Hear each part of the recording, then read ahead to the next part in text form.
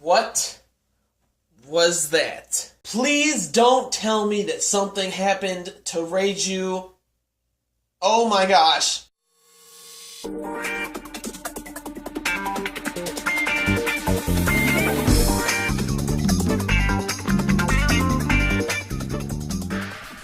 Hey, what is going on, everybody? Ali here. Welcome to my One Piece chapter 849 review.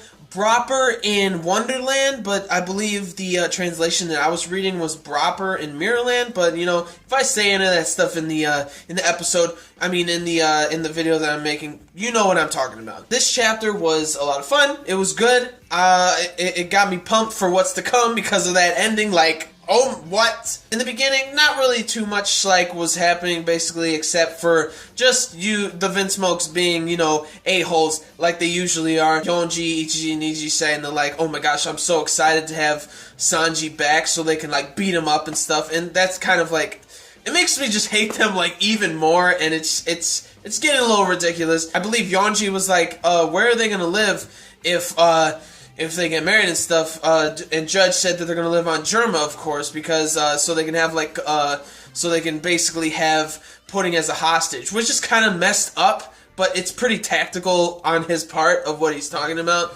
so Big Mom doesn't have anything, like, to tell them, like, basically what to do and stuff, or it doesn't have anything on the Vinsmokes or the German stuff. And they were all talking about, like, what if something happens to, Sanji? And then Ichiji's like, you really care if something happened to Sanji? Do you think that we would really care and stuff? And then Yonji's just laughing and stuff. The whole fiasco was just, like, I just hate them. And then it goes, I believe, to where, Sanji is. And he's in a kitchen in his room. They got a kitchen in his guest room. That's just awesome. And he's just standing there because that he hasn't known, like, where Pudding has been lately and stuff. So he's standing there about to cook something up, and a servant comes in with, like, a big bag full of like ingredients and stuff, and he's saying that, like, Sanji said he's gonna cook for her because he's worried about her, saying that, like, oh, I haven't seen her in a while, so she must be worried or something. She must still be sick or something. Like, she's sick. Like, what's going on there? And, so yeah, he's gonna make something for her really sweet, but the thing is, there's a panel with just, a bouquet of flowers, and there's gotta be, that's definitely foreshadowing, like, Story 101, that's definitely foreshadowing of something that is going to happen, soon, or in the next few chapters or something, with that bouquet of flowers. Something, like, maybe they're gonna start wilting, and then that's gonna be, like, a foreshadowing of somebody's death, or somebody's dying, maybe Pudding, who knows? But anyways, that whole thing, like, there was no reason, in my opinion, to put, like, a panel with just a bouquet of flowers, unless it's something that's pretty significant. And now, time to move on to the fight with Brulee, Carrot, and Chopper. Bropper, got my hat on right here.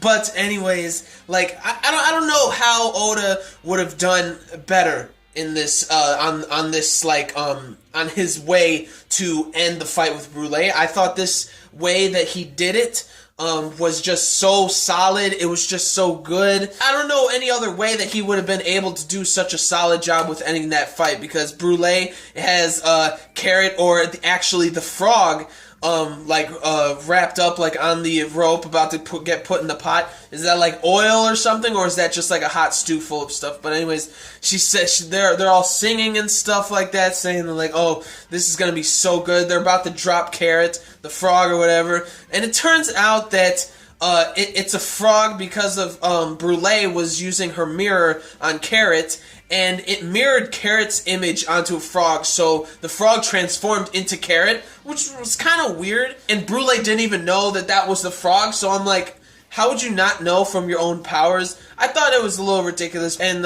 it turns out that Carrot's, like, hiding in the attic, making those noises, making those sounds, saying, like, oh my gosh, no, stop it, or whatever. She's hiding in the attic, like, right above the frog that looks like her, and that was pretty funny. I loved it. And so Chopper is figuring out, like, a way, because he knows that it's not Carrot, and he's figuring out a way to basically take out Brulee, the Noble Croc, that guy named Diesel, and Randolph. And then right when they're about to drop the frog into the pot, Carrot does like some really cool, like, what was it, like a cartwheel kick or something like that, knocks Randall off his butt. He's just like, is just like blown back. Brulee's like, what the hell is going on? Everyone's like freaking out, saying, she's saying like, Randolph, what are you doing? Get back up.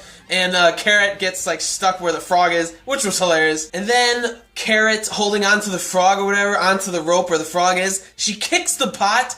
It's going at Brulee's face. She's literally like freaking out because that is such like hot liquid that's in that pot and everything. She's like, no! Burns her. She falls back. A bunch of her men fall back or whatever.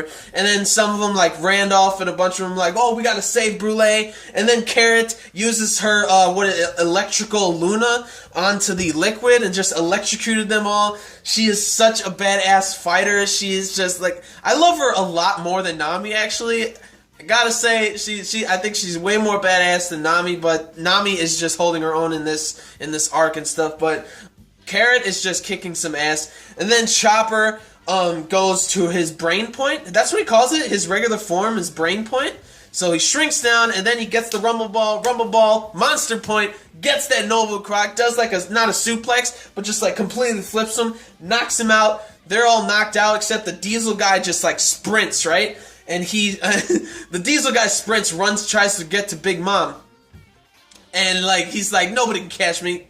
Carrot's right there, gonna chew on his ass, and then he crashes. Everybody's knocked out, so now Chopper and Carrot can walk around the mirror world freely now because they finished the whole fight with Brulee, and that was just such a great way to end that fight. Now on to Brook.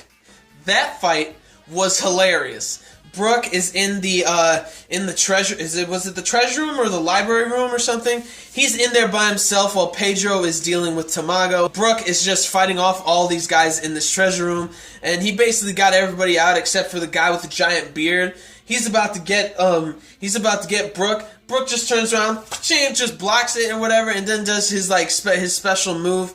Not the Soul Solid, but he just like jabs him with his sword, which was like the coolest thing. He also gives like, I love Brook's speeches. Like, Brook says that like, Pedro is risking his life. How can I not try my hardest to get like anything worthwhile in this room? And if I cannot achieve anything in this room, I will lose face, even though do I really and people say that I don't have a face to lose, which was like really funny. Of course, the skull jokes and stuff. It was just really fun to like see Brook just giving his all again. I feel like I haven't seen that in a long time, and it was just fun because Brook is becoming like one of my favorite characters in the actual like series, the One Piece series, because he's just like the funniest guy. He just basically just owns everybody in that room. So he's getting like this key. I believe it's like a key. I don't know what the key was for. What is the key for? I don't know, but he said he got a key. And then all of a sudden, Lady Smoothie is outside the door.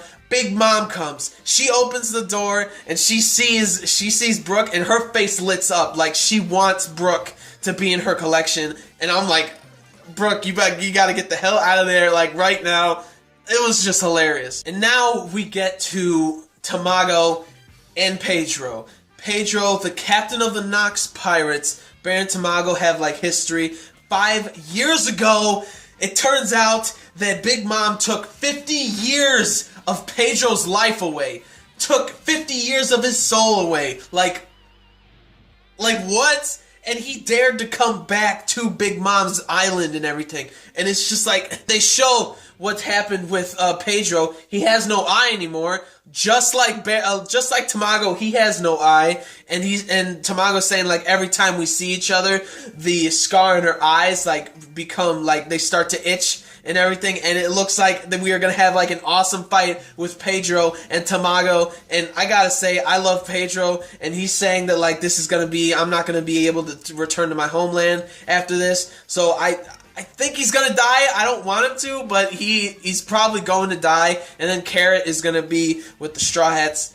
Like, fingers crossed that Carrot's going to be with the Straw Hats, possibly maybe Pedro, but I'm thinking that he is going to die. And now we get to, at the end, REIJU, blood on her hands, I think there's blood on her face. I'm not sure, but blood on her hands, blood on her legs.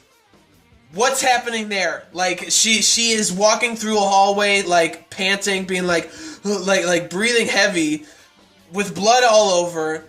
And I'm thinking, like, did she get shot? Was she being shot? Like, what is going on? Like, when I first saw that, I had to look at that panel and that page at least, like, 3 or 4 times. Like, it was baffling me, and I started to think, I saw somebody's comment on somebody else's, like, review about the chapter.